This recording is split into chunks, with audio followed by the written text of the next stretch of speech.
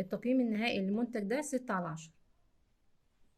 هو عليه خصم 50%، وانا اشتريته ب76 جنيه.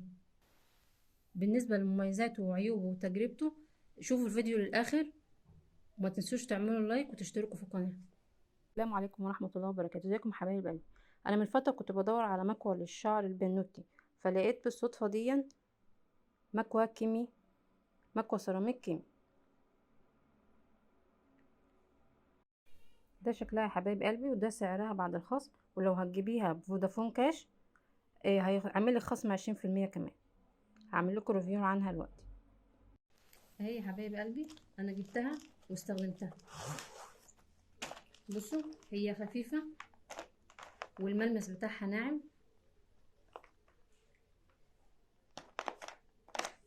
السيراميكا بتاعتها هي في واحدة هنا وواحدة هنا، هي هما الاتنين يدوبك على قد صباع كده، وهنا في زرار اون واوف، والسلك بتاعها طويل عشان تقدري تتحركي بيه بسهولة. هي بصراحة بالنسبة لسعرها هي وتعتبر يا حبايب قلبي قيمة مقابل سعر. هسخنها دلوقتي واجربها معاكم.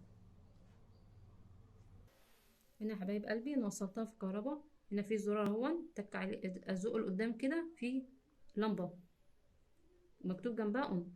هسيبها بس يا دوبك 30 ثانيه بالظبط، والسيراميكا اللي فوق وتحت يسخنوا ويكونوا جاهزين. هنا خلاص يا حبايب قلبي سخنت اهي، هنجربها مع بعض. طبعا انت بتمشي بالراحه من اول الشعر كده، وتخلي كميه الشعر على قد السيراميكا، وتمشي بالراحه، بس برضو ما تطوليش.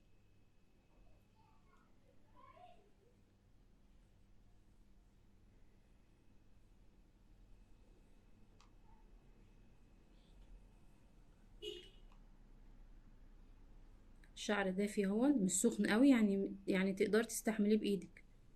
اهو يا حبايب قلبي زي ما انتوا شايفين اتفرد الشعر اهو. مش هكمل بقى للاخر عشان الفيديو ما يطولش عليكم، وهقول لكم دلوقتي مميزاتها وعيوبها. دلوقتي يا حبايب قلبي هنتكلم عن المميزات والعيوب، وهنبدا بالمميزات. اول حاجه هنبدا بالمميزات. اول حاجه سعرها رخيص، بتديني قيمه قصاد سعر، وبتفي بالغرض. ثانيا بقى العيوب.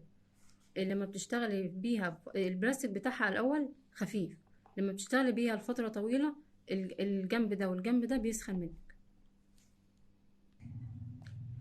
تاني حاجه الوزن بتاعها خفيف قوي. تالت حاجه السيراميكا بتاعتها صغيره، يعني هتضطري تقعدي وقت طويل عشان تعملي شعرك كله.